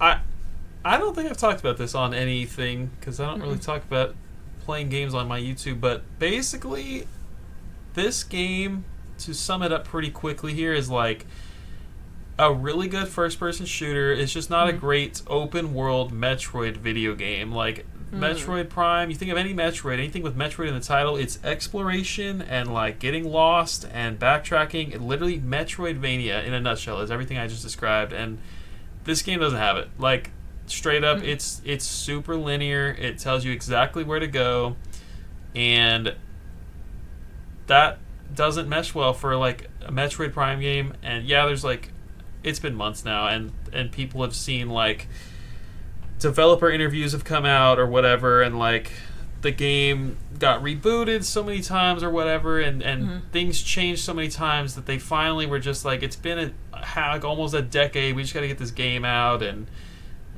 it feels like that kind of happened. It feels like this game was supposed to be such a big build up to something incredible, and it's disappointing that it's not the sequel everyone hoped it would be, you know. I think it is a very pretty game, and I think it plays well, and my only big complaint about it is that it's just so freaking linear, and this is coming from a guy that loves linear games. Mr. Linear. If it weren't Metroid Prime 4, if it were just some like sci-fi shooter that was advertised as like a first-person shooter that wasn't a Metroidvania, then like, yeah, this would be a great like 8 out of 10 game. And I think that just the fact that it is a Metroid Prime game that doesn't have any Metroidvania in it is like, it takes away from it so much, you know. That sucks. But I did enjoy it. I did enjoy it, and I'm glad I played it. I would say if you're considering it out there, it's not really a $70 video game. I think you need to wait, because it was like a freaking 13-hour, 15-hour experience, and I don't think it's worth the price tag, personally. I think you can wait for a sale. Dang. It sounds like my kind of Metroid game, though, because I hated the backtrack, get lost. And the first one, I couldn't do it. Like, Plenty of scanning. You know they brought the scanning back. I do love the scanning, though. That was fun. Love that's pretty much it. I've been playing my Analog Pocket a lot, just like a ton of ROMs, you know, Analog Pocket, NES, Super Nintendo, Game Boy. I've been dabbling in a lot of stuff on that, and that's so easy to just like, I'm sitting on the couch watching TV, like I can easily fire something up, and I love that freaking machine. It is so good. That's cool. Well, let's talk about Divinity. So, specifically Divinity Original Sin 2. Yeah, so this stemmed from watching the Game Awards, because they announced Divinity, whatever I don't know what it's called. It's just called Divinity something. And the trailer was so like mind-bogglingly like shocking. I was like, what the hell is that? And then it flashed the Larian or Lorian, I think, is the developers behind Baldur's Gate, and I was like, oh my god, it's another Baldur's Gate, this is so exciting. And it said Divinity, and I was like, Divinity, what the hell is that? So it's another game. I mean, it's not in the D&D universe, I don't think, but it's very much like the same kind of gameplay, except you're not like rolling a dice, it's all like behind the scenes. And I was like, oh my god, we should play it. And you said, let's do it. And I said, well, let's download it right now. Well, it was literally like 90% off or something. It was something crazy, like $15, regularly $60. That's not 90%, I know. But I was like, if I don't buy this now and Hannah wants to actually play this, like, I'm going to be pissed off if I have to pay $60 for it. And the physical, like, went up through the moon. Oh, yeah. That's like, crazy. Through the roof. It got a physical 1 and 2 on the Switch. I don't even know when, or... I mean... I don't know, but it's like $200 now, which is crazy. So, yeah, I mean, this was all your idea, and you were like, hey, it's on sale right now, and I thought about it for a couple days, and I bought it, and yeah, it's a fun time. I had first time experiencing... What is the genre? What is this game? I mean, it's an RPG, of course, but like... very coded in like tabletop RPG. I don't know if that's technically what it's called. I don't know. It is turn-based. It is turn-based. So it is absolutely an RPG, but it's just like a digital tabletop RPG. But like good? I don't know. I mean, it's my first experience with something like this. I never played Dungeons and Dragons in my life, and I think it's a lot of fun. I think it's very cool. I'm happy to be experiencing it with someone, because I don't think it's I'm having a blast, but I don't think I would have as much fun alone, personally. I think that this is a game that I personally need to experience with someone else. Yeah. So if you've played Baldur's Gate 3... Well, actually, it was also a recommendation from my cousin, because I asked him about it. He's like, like around the same time, which was crazy. He was like, "Yeah, if you like Baldur's Gate 3, you should play Divinity." So it was like the seed was planted. The universe wanted me to play it. Anyway, it's great. I love it. If you played Baldur's Gate 3, you'll be very familiar with how it plays. It looks very similar. Obviously not as good because it's an older game that they kind of remade, but the mechanics are very similar. But like I said, you're not like rolling a dice. All like the chance encounters or like the chance that you hit somebody or hit a critical hit. It's like all done behind the scenes. You're not rolling anything. You pick a class, you pick a character. You get to customize your character. You can touch anything in the world. You can attack people randomly. You can talk to people. You can trade to anybody. You can try to wiggle your way out of a situation. You could fight anybody. It's very fun. The amount of things that you can do. And there's so many different paths. Like, obviously, the story leads in the same place, but, like, how you get there is different. There's, like, we encountered, like, 4 different paths that we could have taken. And it's fantastic. And the online is good. It's good stuff. Yeah. Yeah, you don't have to worry about that on a non-Nintendo console, but... Nope. I for some reason, I always thought this was like a 90s PC game. I don't even know why, but I thought this was like an old RPG, but it had gotten remastered or something. No, this is like a 2014... This is a 2017 video game. Fifth main entry in the Divinity series. I looked at the wiki to see what they said the genre was. It just says RPG. Okay. But it features turn-based tactical RPG combat. Yep, that's it. So yeah, I mean, I think it's a great time. I would definitely recommend it. I don't know if it's like 500 hours or 5,000 hours, but I'm looking forward for sure to... not. Which one? For sure not either of those. Like, put into it? I mean, I'm just like, I'm exaggerating, but it's going to be a long one, I imagine. Baldur's Gate, you could for sure put easily 500 hours in. I even put 120 hours in, and I very amateur. You can for sure put so many more hours. I don't think that one's as long. That would be crazy. But I love it, and we should play it again soon. Yeah, the story is interesting, and it's a good time. I guess that's all I have to say about it. I love it. But yeah, that's what I've been playing, which is a lot. I think you should be impressed. 3 months worth. That's about all I have to talk about as well. Yep. Well, we made it to about 2 hours. Dang. 68 episodes. Yeah, so we missed our 6-year anniversary. That's not really a big number, but we are now 6 years into this podcast. Woo-woo. And 68 episodes worth. We don't have any idea what February is going to be about, but you can be sure to join the Discord for free, and we will update in there. We will post it's the third time I'm going to mention it, but you can write in on the Discord or on Hannah's Instagram. And where can the people follow you, Hannah? Game Grill Advance SP on Instagram. I'm at Bird Dog Gaming everywhere on the internet, and I hope that you guys have a wonderful rest of your day, night, whatever it is. We will see you in February for some kind of topic about video games. That's right. See ya.